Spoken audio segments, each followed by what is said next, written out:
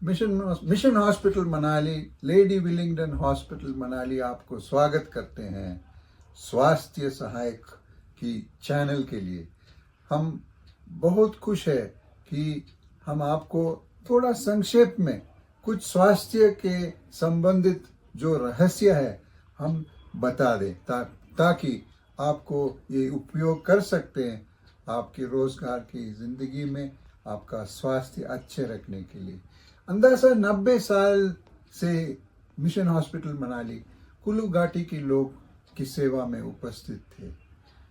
इतने सालों से हमारा प्रयास हमेशा रहा सेवा के लिए, और इस सेवा में हमारा ये प्रयास रहा कि उत्तम स्टैंडर्ड से जो इलाज चंडीगढ़ में या दिल्ली में होते हैं वो ही स्टैंडर्ड से यहाँ की कुल्लू घाटी के लोग के लिए और दूर दूर के लोग के लिए भी हम यहाँ देने के प्रयास में रहे, और हमने किया भी है।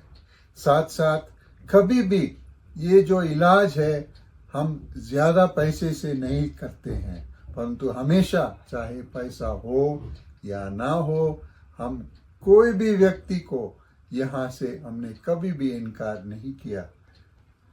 इस प्रयास के साथ साथ हमारा ये कोशिश रहेंगे कि लोग की जो स्वास्थ्य है कैसे अच्छी तरह रखना है, और ये इस चैनल की ये मकसद होगा, लक्ष्य होगा कि संक्षेप में कुछ रहस्य बता दें। आज की रहस्य हम बताएंगे पोषण के बारे में। हम देखते हैं जब बच्चे दूध पीते हैं या 6 महीने के पहले हो तो तंदुरुस्त रहते हैं, क्योंकि माँ के दूध में बच्चे के लिए जो भी ज़रूरत है वो मिल जाते हैं। परंतु हम ये भी देखे हैं कि 6 महीने के बाद क्या होता है, माँ बच्चे को दूध देते रहते हैं। कई बार हम बच्चों को मिले हैं जो 2 साल तक माँ के दूध पी रहे हैं, परंतु ये क्या होता है, इससे 6 महीने के बाद माँ के दूध से बच्चे का जो भी पोषण जरूरत है वो पूरा नहीं मिलते हैं। इसलिए 6 महीने तक बच्चा बिल्कुल तंदुरुस्त, 6 महीने के बाद उनका वजन कम होना शुरू होते हैं, और फिर ये बच्चा की वजन कम हो जाते हैं और बच्चे की कद भी कम होते हैं। भारत में एक बहुत बड़ा समस्या है। WHO के अनुसार 40% जो बच्चे 5 साल के नीचे हैं वो अंडर नरिश्ड है, मतलब जो उनकी कद होना चाहिए वो उनकी उम्र के हिसाब से कम होते हैं। इसका क्या नतीजा होता है? इसका नतीजा होता है कि 2 साल तक यदि पोषण सही ढंग से नहीं मिला बच्चे को, वो चाहे बच्चे बड़े भी हो, ये बच्चा हमेशा थोड़ा पीछे रहेगा। इनकी दिमाग की बढ़ोतरी कम होते हैं, उनकी अकल और उनका तेजगी सब दूसरे बच्चों से थोड़ा पीछे हो जाते हैं, और ये वापस जो होना चाहिए वो कभी हो नहीं सकता। ये एक बहुत बड़ा प्रभाव है, और इसका क्या इलाज कर सकते हैं? इसका जो सॉल्यूशन है काफी सिंपल है। 6 महीने के बाद बच्चे को खाना शुरू करना चाहिए। दूध बाद में पिला सकते हैं, परंतु यदि बच्चे का पेट दूध से भर जाए वो बच्चा खाना खाएगा नहीं, फिर कैसे बढ़ेगा? इसकी वजह से हिमाचल प्रदेश में भी अंदाज से 31% बच्चे जो 5 साल के नीचे है वो हम बोलते हैं स्टंटेड है। स्टंटेड की मतलब है उनका जो कद होना चाहिए, उनकी उम्र के हिसाब से जो होना चाहिए वो कम है। ये बहुत बड़ा एक प्रभाव है जो बच्चे के साथ निरंतर रहता है, और इसका जो सॉल्यूशन है काफी सिंपल है।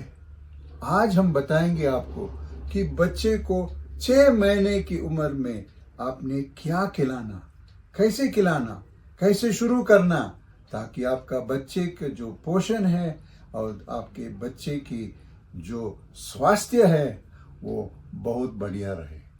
हमारा डाइटिशियन मिस अर्पिता आपको ये रहस्य बताएंगे। नमस्कार, मेरा नाम अर्पिता है और मैं लेडी विलिंगडन हॉस्पिटल में एज अ डाइटिशियन कार्यरत हूँ। आज हम बात करेंगे 6 महीने के बाद बच्चों को दिए जाने वाले ऊपरी आहार के बारे में। आइए हम कुछ स्लाइड्स देखेंगे। यहाँ पे हम देखेंगे हिमाचल प्रदेश जो NHM है, नेशनल हेल्थ मिशन, उसके कुछ आंकड़े। यहाँ हम देखते हैं कि हर वर्ष 1.1 लाख लगभग बच्चों का जन्म होता है एक वर्ष में, लेकिन 5 वर्ष की उम्र पूरा करने से पहले ही अनफॉर्चुनेटली लगभग 5000 बच्चों की मृत्यु हो जाती है। इसके अलावा हम देखेंगे कि लगभग 82% बच्चे जो कि अपनी उम्र के 1 साल के अंदर ही वो मृत्यु हो जाती है, वो जी नहीं पाते हैं, और 60% बच्चे जो हैं पहले महीने में ही वो सरवाइव नहीं कर पाते हैं। नेशनल हेल्थ मिशन जो है वो बहुत सारी ऐसी योजनाएं सरकार चला रही है जो कि अंडर 5 जो बच्चे हैं उनके लिए काफ़ी योजनाएं लेके आए हैं। हम कुछ और आंकड़े देखते हैं। 2019 से लेकर 2021 तक के ये आंकड़े हैं। स्टंटिंग 31% स्टंटिंग होती है। स्टंटिंग जिसमें कि खान पान की वजह से बच्चों का कद नहीं बढ़ पाता है। दूसरा है वास्टिंग जो कि 17% है, जिसमें बच्चों की मांसपेशियां सही ढंग से नहीं बन पाती है। तीसरा है अंडरवेट जो 26% है, जिसमें कि खान पान की कमी से बच्चों का वजन नहीं बढ़ पाता है। और एनीमिया के अगर हम आंकड़े देखें 55%, ये काफ़ी बड़ा अंक है, जिसमें कि बच्चों में एनीमिया की कमी जो कि खून की कमी होती है ये हो जाती है। अब 6 महीने के बाद हम बात करते हैं ऊपरी आहार देने के लिए। हम नहीं जानते कई बार कि ऊपरी आहार की कंसिस्टेंसी या उसका गाढ़ापन कितना होना चाहिए। हम कई बार ऐसा गाढ़ापन देते हैं, कई बार थोड़ा उससे गाढ़ा, और तीसरी फोटो में हम देखेंगे कि ये सही गाढ़ापन है। आगे हम बात करें कि कैसे करना है। 6 से 9 महीने की उम्र में जो बच्चे की शुरुआत करते हैं, तो पहला जो हफ्ता है उसमें हमें क्या करना चाहिए कि उसको पतली चीज़ों से शुरू करना चाहिए ताकि हम उसकी एलर्जी की जांच कर सके। कई बच्चों में एलर्जी होता है। इसमें क्या है, चावल का पानी 1 से 2 चम्मच एक दिन में उतना ही देना है। किसी दिन दाल का पानी, किसी दिन टमाटर का रस निकाल के 1 या 2 चम्मच, या जो भी फल हमारे घर में उपलब्ध है उसका 1 से 2 चम्मच। ये प्रक्रिया सिर्फ 1 हफ्ते से लेकर 10 दिन तक ही करें, ये महीने दिन तक चलाने की ज़रूरत नहीं है। इसके बाद धीरे धीरे जब हम देखते हैं कि बच्चा इन सब चीज़ों को अडॉप्ट कर पा रहा है तो हम पतली खिचड़ी से शुरुआत करें। इसके बाद धीरे धीरे उसकी मात्रा और गाढ़ापन बढ़ाते जाएं। दिन में कम से कम 2 बार खिचड़ी या फिर सूजी या साबूदाना ऐसी चीज़ें हम खिलाएं, और इसके अलावा फल भी मैश करके या अलग से हम नाश्ता जिसको स्नैक्स बोलेंगे वो देना चाहिए। इसके बाद जब बच्चा 9 महीने से ज़्यादा उम्र का होने लगता है, 12 महीने तक, तब उसका फिर मात्राएं बढ़ाएं।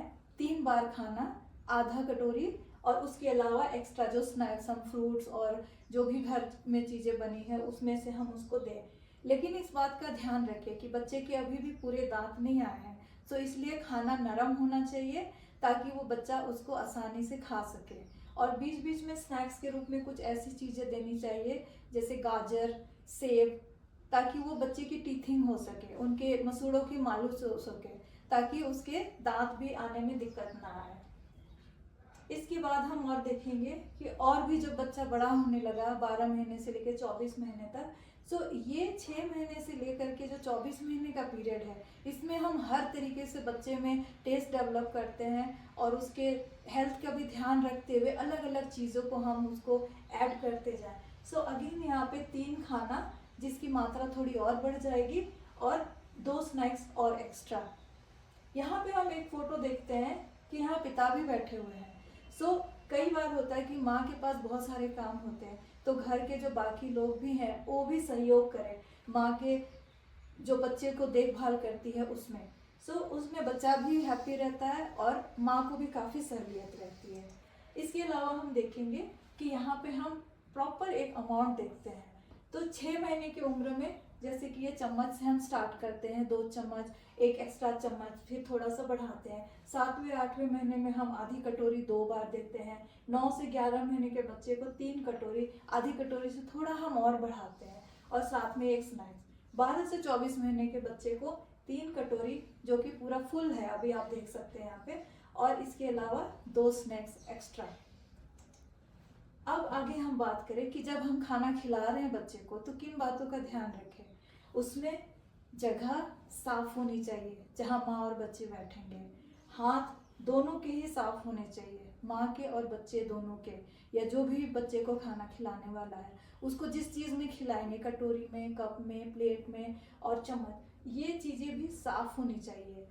और इसके अलावा दोनों को कंफर्टेबल पोजीशन में बैठने की व्यवस्था होनी चाहिए। अगर वो ज़मीन पे भी बैठ रहे हैं तो वो एक कंफर्टेबल पोजीशन में बैठे हैं, चेयर में बैठ रहे हैं तो वहाँ पे भी एक कंफर्टेबल पोजीशन होनी चाहिए। इसके अलावा हम ये 2 पिक्चर देख रहे हैं, इसमें एक पोजीशन भी अच्छा है माँ और बच्चे के लिए, और वो खुशी से खिला रहे हैं, उनका ध्यान पूरी तरह बच्चे के ऊपर है। इस फोटो में हम देख सकते हैं कि बच्चा भी दुखी है और माँ भी शायद किसी और सिचुएशन में है और वो थोड़ा डांट के खाना खिला रही है। सो ऐसे में हम बच्चे को भरपूर पोषण नहीं दे पाते, तो ये चीज़ें भी बहुत ज़रूरी हैं खाने पीने के अलावा।